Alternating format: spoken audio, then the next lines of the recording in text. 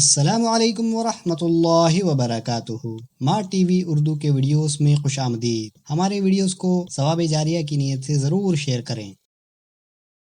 حضرت ابن شماسہ مہری رحمۃ اللہ علیہ سے روایت ہے کہ ہم حضرت عمرو بن عاص رضی اللہ عنہ کے پاس ان کے آخری وقت میں موجود تھے۔ وہ زار و قطار رو رہے تھے اور دیوار کی طرف اپنا رخ کیے ہوئے تھے۔ ان کے صاحبزادے ان کو تسلی دینے کے لیے کہنے لگے، ابا جان، کیا نبی کریم صلی اللہ علیہ وسلم نے آپ کو فلاں بشارت نہیں دی تھی؟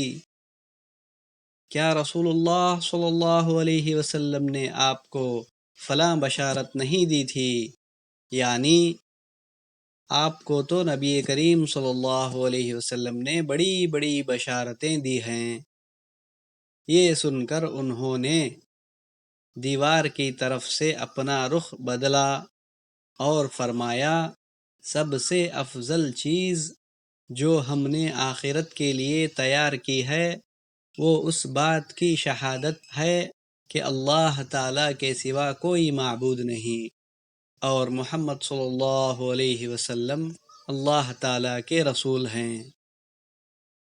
میری زندگی کے 3 دور گزرے ہیں۔ ایک دور تو وہ تھا جب کہ رسول اللہ صلی اللہ علیہ وسلم سے بغض رکھنے والا مجھ سے زیادہ کوئی اور شخص نہ تھا، اور جب کہ میری سب سے بڑی تمنا یہ تھی کہ کسی طرح آپ پر میرا قابو چل جائے تو میں آپ کو مار ڈالوں۔ یہ تو میری زندگی کا سب سے بدترین دور تھا۔ اگر خدا نخواستہ میں اس حال پر مر جاتا تو یقیناً دوزخی ہوتا۔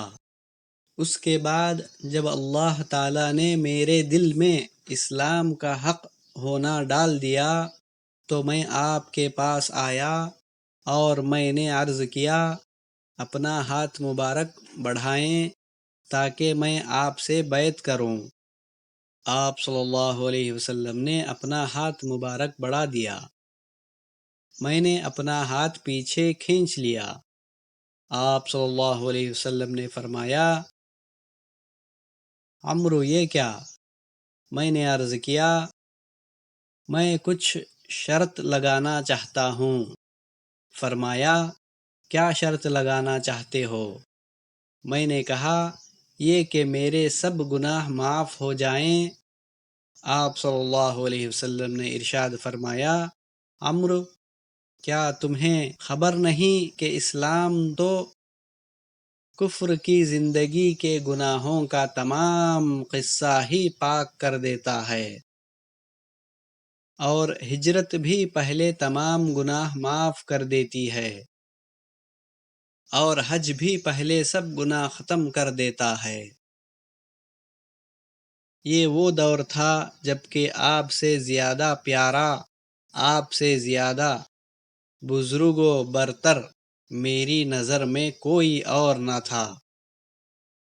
آپ کی عظمت کی وجہ سے میری یہ تمنا تھی کہ کبھی آپ کو نظر بھر کر دیکھ سکتا۔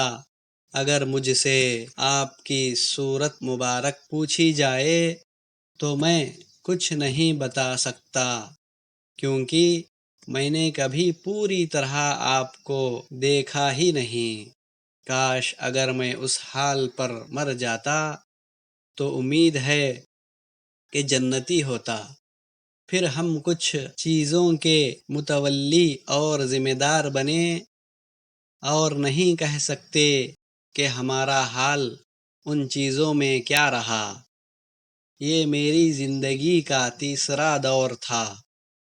اچھا دیکھو، جب میری وفات ہو جائے تو میرے جنازے کے ساتھ کوئی واویلا اور شور شغب کرنے والی عورت نہ جانے پائے، نہ زمانہ جاہلیت کی طرح آگ میرے جنازے کے ساتھ ہو۔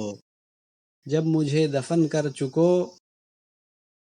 تو میری قبر پر اچھی طرح مٹی ڈالنا، اور جب فارغ ہو جاؤ تو میری قبر کے پاس اتنی دیر ٹھہرنا جتنی دیر میں اونٹ ذبح کر کے اس کا گوشت تقسیم کیا جاتا ہے، تاکہ تمہاری وجہ سے میرا دل لگا رہے اور مجھے معلوم ہو جائے کہ میں اپنے رب کے بھیجے ہوئے فرشتوں کے سوالات کے جوابات کیا دیتا ہوں۔